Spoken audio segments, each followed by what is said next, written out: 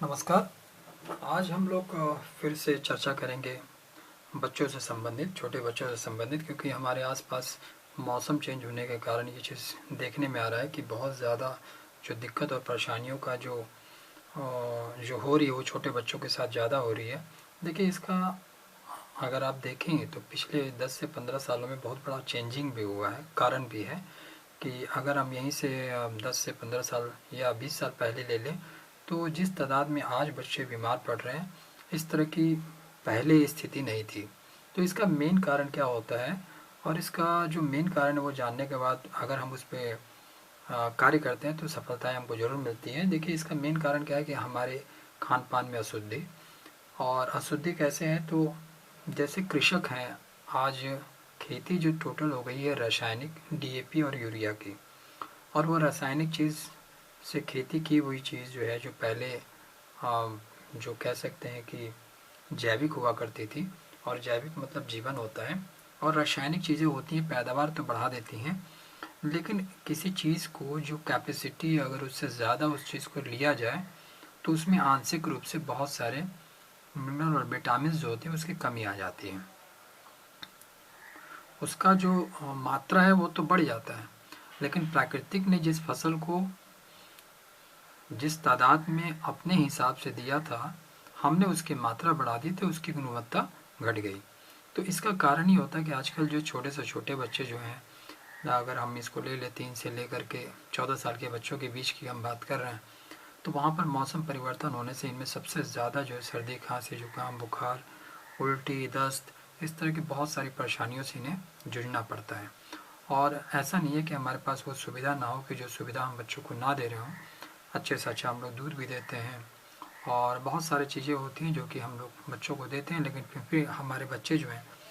उस तरह से स्वस्थ नहीं रह पाते। कभी कभी तो ऐसा होता है कि बच्चे की लंबाई नहीं बढ़ रही है,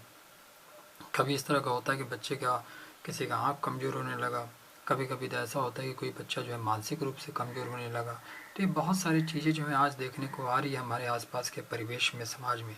तो वहाँ पर थोड़ा सा जागरूकता अपने आप में रखनी है कि अगर हमने वही खान पान करके और हमने सोचा कि हम स्वस्थ रह पाएंगे, तो ऐसा नहीं है।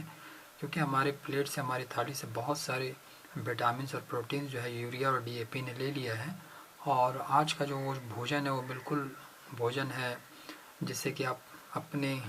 पेट को भर सकते हैं, लेकिन शरीर की जो रिक्वायरमेंट है, शरीर को जो विटामिन चाहिए, मिनरल चाहिए, वो आपको नहीं दे पाते हैं। तो अगर हम चाहते हैं कि हमारे बच्चे संपूर्ण स्वस्थ हों, उनमें किसी तरह का बीमारी ना हो, और समय के साथ उनके सब चीज़ों का विकास हो, उनकी हाइट का विकास हो, समय के साथ उनका वजन बढ़े, उनकी मानसिकता बिल्कुल ठीक हो, उनकी याददाश्त ठीक हो, मेमोरी पावर सही हो, और मतलब ये कह सकते हैं कि अगर किसी तरह की बीमारी अगर हो भी जाती है तो वो जल्दी ठीक हो जाए, रिकवर हो जाए। तो उसके लिए कुछ चीज़ों के बारे में मैं आपको बताना चाहूँगा, और आशा है कि आप इस चीज़ों का प्रयोग भी करेंगे। जैसे उसमें एक चीज़ आता है जिसको हम लोग कहते हैं, यहाँ आपको दिखा रहे हैं, कोलेस्ट्रॉल। अब ये जो कोलेस्ट्रॉल है, ये होता क्या है, तो जब भी कोई गैया जो बछड़े को जन्म देती है, तो उसके पहले 6 दिन के जो दूध होते हैं वो बहुत ताकतवर होते हैं, जिनको उनके बछड़े को देना होता है, बछिया को देना होता है, जिससे वो अपना लाइफ सर्वाइव करते हैं। उन्हीं से बना हुआ ये कैप्सूल है, कैप्सूल फॉर्म में होता है और लेना बहुत आसान होता है। तो इसमें संपूर्ण पोषकता होती है, जिससे कि बच्चों को इम्यूनिटी पावर, जिससे कि वो किसी चीज़ से वो मतलब अपने आप को रिकवर करके उस बीमारी से रिकवर हो सकता है, और उसको शारीरिक ऊर्जा जितनी ज़्यादा अच्छी रहेगी वो उतना ज़्यादा विकसित और विकासशील होगा। और दूसरा चीज़ मैं आपको रिकमेंडेड करना चाहूँगा कि ये जो गमीज़, एक मल्टी विटामिन्स आते हैं, गमीज़ आती है, आप इस गमीज़ का प्रयोग कर सकते हैं। और इस गमीज़ में क्या होता है कि बच्चों की पोषकता से संबंधित जो है वो सारे तत्व इसमें मिलते हैं,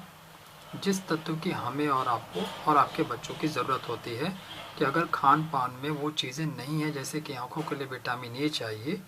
और हमारे न्यूरो सिस्टम, नसों में जो गंदगी है जमी है उसकी सफाई करने के लिए वो ओमेगा 3 चाहिए, तो उस तरह का खान पान अगर हमने नहीं किया या आज वो नहीं मिल पा रहा है, इसलिए कभी कभी कोई बच्चा मंदबुद्धि हो जाता है, किसी बच्चे को माइग्रेन होने लगता है, सर में दर्द होने लगती है, और बहुत सारे बच्चे तो जन्म से ही शुगर से ग्रसित आजकल होने लगे हैं, तो ये 2 चीज़ें अगर हमारे बच्चों को रेगुलर मिलती रहे तो इससे क्या होगा कि एक तो वो संपूर्ण स्वस्थ रहेगा, और दूसरा जैसे कि छोटे बच्चों को लेकर के उनके माँ बाप पेरेंट्स बहुत ज़्यादा चिंतित रहते हैं, तो उस तरह से चिंतित रहने की भी कोई ज़रूरत नहीं है। और कोई जानकारी अगर चाहिए तो व्हाट्सएप आप हमको मैसेज के द्वारा बता सकते हैं, अपने नंबर डाल सकते हैं, तो मैं इन चीज़ों के बारे में विशेष जानकारी आपको दूंगा। शुक्रिया, धन्यवाद।